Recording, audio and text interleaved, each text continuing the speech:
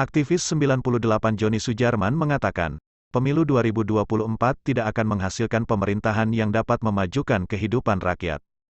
Bahkan sebaliknya, dia memprediksi bahwa pemilu 2024 hanya akan memperdalam cengkraman plutokrasi di bumi Indonesia. Yang saat ini terjadi adalah demokrasi yang dibajak oleh para orang-orang kaya, kapitalis yang berserikat. Bukan sekedar orang kaya aja, tapi mereka berserikat. Bahkan saya berpikir ini bukan sekedar oligarki kapitalis, ini udah plutokrasi. Kalau oligarki itu kan sekelompok orang yang memerintah, tapi dia belum tentu orang kaya. Kalau contohnya misalnya, kalau oligarki ningrat, oligarki itu bisa jadi oligarki, dia belum tentu kaya. Tapi kalau dia kaya, mengendalikan dan mengontrol, itu udah plutokrasi. Nah, ini yang terjadi di Indonesia, dan pemilu adalah pintu masuk mereka untuk memperdalam cengkraman kekuasaannya. Bagaimana mereka membatasi itu? Mereka membuat undang-undang, peraturan yang lain-lain yang berpihak untuk kepentingan mereka. Jadi bisa dipastikan hasilnya bahwa pemerintahan yang akan terbentuk itu tidak akan mampu untuk memajukan penghidupan rakyat, tetapi memajukan penghidupan mereka, para kapitalis ini. Jadi tetap ketika ini berkuasa nanti, yang rakyat tetap di belakang, tertinggal kehidupannya apa semua, aksesnya dan lain-lain, dan yang kaya tambah kaya. Kesenjangan akan menjadi makanan sehari-hari. Nah, ini kembali kepada kaum pergerakan, apakah kita membutuhkan jalan ini atau tidak. Banyak ukuran-ukuran yang menghambat bagaimana rakyat berdaulat secara sejati, ya. Misalnya PT 20%. Itu kan equality-nya udah dibatasin oleh siapa yang bisa itu, aksesnya bagaimana. Itu pertama. Kedua, soal sumbangan, bantuan, sumbangan pemilu terhadap calon-calon.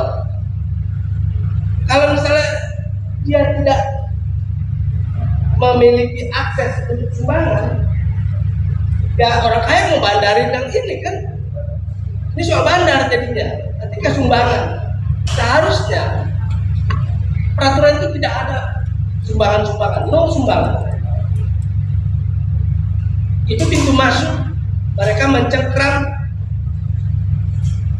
calon pemimpin-pemimpin ini, sehingga mereka lebih dalam lagi untuk berkuasa. Ketika orang kaya berkuasa di Indonesia, ini menjadi paradok dengan negara. Negara itu pada dasarnya dia melayani kepentingan rakyat. Tapi ketika para kapitalis berkuasa, ini sudah seperti korporasi. Korporasi pada dasarnya mencari keuntungan sebanyak-banyaknya. Bukan, tidak ada melayani. Negara melayani. Tidak bisa, negara bilang nggak mampu melayani, dia harus mampu, dia dipilih untuk melayani rakyat. Tapi ketika ini jadi pertentangan, satu kubu melayani rakyat, di satu sisi mencari keuntungan sebanyak. Bagaimana caranya mereka ini privatisasi? Itulah yang dilakukan. Mereka memprivatisasi dari yang seharusnya ini milik rakyat, diprivatisasi menjadi milik segelintir orang. Ya, acuannya ada undang-undangnya, ini kan persoalannya. Nah, ini akan terus dimatangkan oleh mereka lewat pemilu ini. Saya salah satu orang yang tidak sepakat dengan pemilu, karena itu jalan masuk Indonesia tidak akan mencapai apa yang seperti dicita-citakan kemerdekaan ini. Ya kita bisa lihat cita-citanya di mana, ya pembukaan Undang-Undang Dasar 45. Itulah cita-cita kemerdekaan tidak akan tercapai. Prediksi yang tak jauh berbeda juga disampaikan Senator Prodem Desyana Zainuddin. Dia mengatakan bahwa pemilu 2024 akan menjadi pemilu yang lebih buruk. Bicara pemilu, kita sendiri sebenarnya tidak jujur dalam sebagian lah ya, mungkin saya tidak bisa bilang semua, mungkin ada yang betul-betul berharap perubahan nasib pemilu, tapi kalau kita sebagai orang Prodem, kita tahu kalau pemilu sendiri juga bukanlah satu-satunya jalan keluar untuk perubahan yang lebih baik. Kita pernah bicara seperti yang tertera di sini, bicara revolusi, bicara dan lain-lain. Jadi sebenarnya kegalauan kita inilah yang sebenarnya di persimpangan jalan. Kalau pemilu sendiri secara ini kan ada pemilu yang prosedural, ada pemilu yang substansial, yang selalu menjadi kegalauan kita bersama atau keresahan kita bersama, bahwa jalan pemilu ataupun demokrasi yang kita harapkan itu ya tidak jauh merubah nasib kita ke arah yang lebih baik. Kita ingat rasanya kemarin pemilu 2019 kita menjalankan pemilu. Kita berharap perubahan besar akan terjadi, dalam artian perubahan nasib kita, perubahan ke ekonomi dan segala. Tapi kenyataannya kan tidak. Malah kalau kita mau bilang, pemerintahan sekarang ini juga yang akan membawa pemilu ke depan ini, pemilu yang juga akan membawa kita jauh mungkin lebih buruk. Karena situasi yang kita hadapi sekarang ini juga situasi yang dalam keadaan terburuk gitu. Nah, apa aja sih yang sebenarnya sudah kita perbaiki selama mengisi pemilu yang pernah kita laksanakan?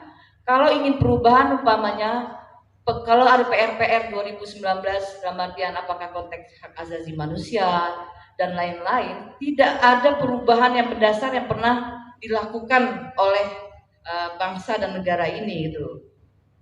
Pemilu cuma dijadikan terjawab oleh tema kita hari ini, hanya pergantian kekuasaan belaka tanpa menjadi tempat representasi nasib kita ke depan gitu loh. Jadi kalau mau fokus ke pemilu ini pun wilayahnya bukan lagi wilayah kita juga gitu loh, karena sudah dari Undang-Undang Dasar 45 kita memberikan hak kuasa penuh kepada partai dalam menempatkan orang-orang yang dalam pergantian sirkulasi kepemimpinan politik di negeri ini. Kalau dulu mungkin 1955 kalau kita bicara kita baca sejarahnya, pemilu itu bisa diikuti oleh bisa ormas, bisa partai dan lain-lain. Tapi perubahan UUD 45 dengan amandemen ini, kekuasaan penuh kepada partai ini yang juga menjadi persoalan kita kalau kita mau melewati perubahan dalam artian pemilu gitu loh.